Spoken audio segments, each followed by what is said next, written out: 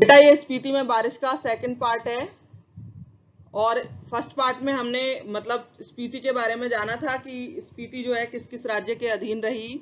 आगे हम बारालाचा और माने पर्वत श्रेणियों की बात कर रहे थे। जो स्पीति में माने पर्वत श्रेणियां हैं वह बुद्धिस्ट रहते हैं, बौद्ध लामा। बौद्धों के माने मंत्रों के नाम मंत्र हैं उनके ओम मणिम पद्मेम हुम। इन मंत्रों का वहां निरंतर जाप होता रहता है। बड़ा ही महत्व है उनके इस मंत्रों का। इस प्रदेश में इन मंत्रों का जाप इतना अधिक हुआ है कि लेखक क्या कहते हैं कि ये जो चोटियां हैं ये माने मंत्रों के जाप से, लामाओं के जाप से उदास हो गई हैं। इन पर आर्तनाद, ठिठुरन, गलन जमा हुआ है। काफी अधिक ऊंचाई है, ये मध्य हिमालय है, इसी में स्पीति स्थित है। इसके पार बाह्य हिमालय है जिसकी एक चोटी 23,064 फीट ऊंची है तथा कई चोटियां 20,000 फीट से भी अधिक ऊंची हैं।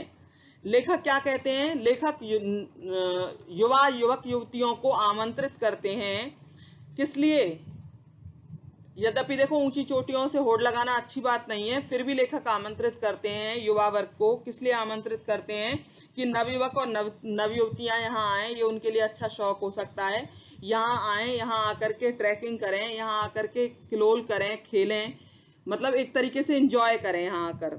तो जिससे कि यहाँ की जो घाटियां बूढ़े लामाओं के जाप से उदास हो गई हैं, वहां पर क्या हो, वो चोटियां थोड़ा सा हंसें, खिलखिलाएं और यहाँ के लोगों को भी थोड़ा सा कुछ व्यवसाय मिले, यहाँ भी जीवन जो है वो हंसे खिलखिलाए। जैसे बाकी टूरिस्ट स्पॉट पे आप देखते हैं वहां तरह तरह की सौंदर्य प्रतियोगिताएं, खाने पीने की तरह तरह की चीजें, लोग वहां एंजॉय करते हैं, जाते हैं, लेकिन यहाँ नहीं जाते। तो लेखक यहाँ आमंत्रित करते हैं युवक युवतियों को। आगे उन्होंने बताया है यहाँ की ऋतुओं के बारे में। यहाँ बस 2 ही ऋतुएं होती हैं जो मैं आप लोगों को बता चुकी हूँ। एक शीत ऋतु होती है और एक बसंत ऋतु। शीत ऋतु लंबी होती है 9-10 महीने की, और बसंत ऋतु जो होती है वो काफी अल्पकालिक होती है, 3 से 3 महीने की होती है। तो पारा जो है वो कैसा होता है? बसंत ऋतु जून से सितंबर तक होती है। यहाँ तापमान बसंत ऋतु में औसत 15 डिग्री सेंटीग्रेड होता है। 15 डिग्री सेंटीग्रेड बसंत में होता है। और जनवरी में तापमान मतलब बहुत ज्यादा लगाएंगे तो 8 डिग्री से ऊपर कभी नहीं जाता। बसंत में दिन गर्म होता है, रात ठंडी होती है। शीतकाल के मौसम का तो आप अनुमान भी नहीं लगा सकते। मतलब शीतकाल में जो ठंड होती है यहाँ, उसका तो आप अनुमान भी नहीं लगा सकते, वहां जाकर ही अनुमान लगाया जा सकता है। बसंत में भी फूल नहीं खिलते हैं, हरियाली नहीं होती है। शीत में तो यहाँ के नदी नाले सब जम जाते हैं, हवाएं तेज चलती हैं, जो खुले अंगों में कैसे लगती हैं? ऐसे लगती हैं कि मानो कांटे चुभ रहे हों, शूल की तरह लगती हैं बिल्कुल। स्पीति में बसंत लाहौल से भी कम दिनों का होता है। बसंत में यहाँ फूल नहीं खिलते, ना हरियाली आती है, ना गंध होती है। दिसंबर में घाटी में फिर से बर्फ पड़ने लगती है। एवं दिसंबर नहीं, शुरू में अक्टूबर नवंबर से ही शुरू हो जाती है कई बार। अप्रैल मई तक निरंतर बर्फ पड़ती है यहाँ पर। यहाँ ठंडक भी बहुत ज्यादा होती है, नदी नाले सब जम जाते हैं, हवाएं तेज चलती हैं। मुंह, हाथ और जो मतलब शरीर का अंग उगाड़ा रह जाए, दिखाई दे, उसी पर हवाएं इस तरीके से चलती हैं कि जैसे कांटे की तरह काट रही हूं। स्पीति में लाहौल से कम वर्षा होती है। मध्य हिमालय मानसून की पहुंच से परे है, यहाँ बरखा बहार नहीं है। हम मैदानी क्षेत्रों में लोग रहने वाले लोगों के लिए बरखा क्या है? बहार है। कालिदास ने अपने ऋतु संहार में 6 ऋतुओं का वर्णन किया है। 6 ऋतुओं का वर्णन उन्होंने किया है कि प्रिय जल की फुहारों से भरे बादलों के मतवाले हाथी पर चढ़ा हुआ।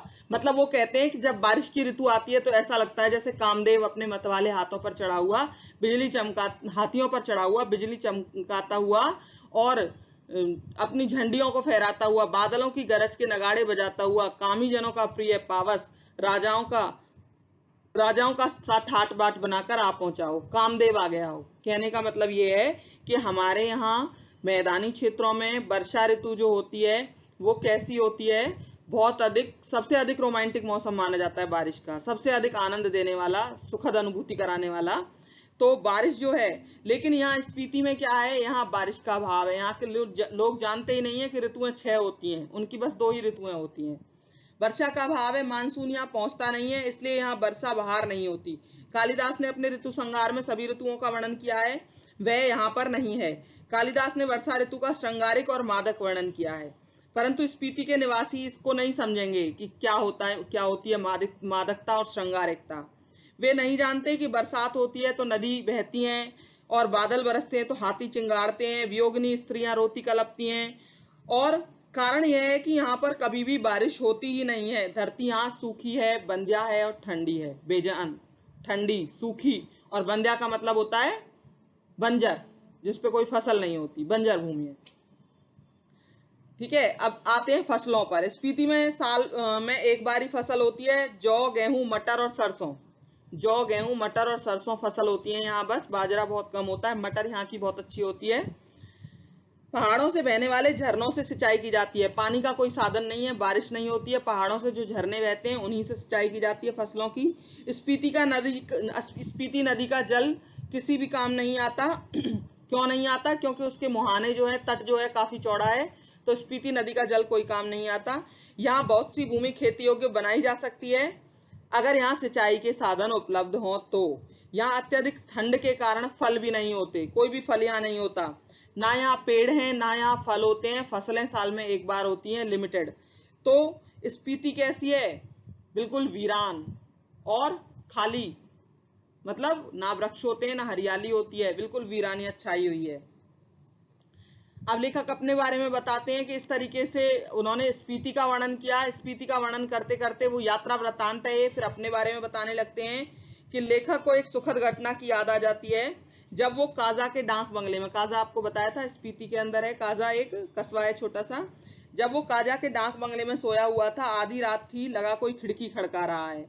उसने उठकर खिड़की खोली तो हवा का एक तेज झोंका मुंह को जैसे छीलने लगा। बहुत तेज हवा का झोंका था, छीलने लगा। लेखक ने दरवाजा बंद किया, पता लगा कि बारिश हो रही है, बर्फीली बारिश, जैसे नगाड़े पर थाप पड़ती है उस तरीके से बारिश तो हो रही थी, लेकिन जैसे पाला पड़ता है ना हमारे यहाँ, ऐसे बारिश की बूंदें जो है बर्फ के रूप में गिर रही थी और मास ऐसा लग रहा था। सुबह लोगों ने कहा यात्रा शुभ होगी। लोग बोले कि आपकी यात्रा बड़ी शुभ है, आपके कदम हमारे यहाँ स्पीति में बहुत शुभ पड़े हैं, क्योंकि स्पीति में काफी दिनों से बारिश नहीं हुई थी, बहुत दिनों बाद बारिश हुई है। ठीक है, धन्यवाद बेटा। चैप्टर कंप्लीट हो गया, स्पीति में बारिश। ठीक है, तो ध्यान से वीडियो देखें और चैप्टर को समझने की कोशिश करें। Thank you.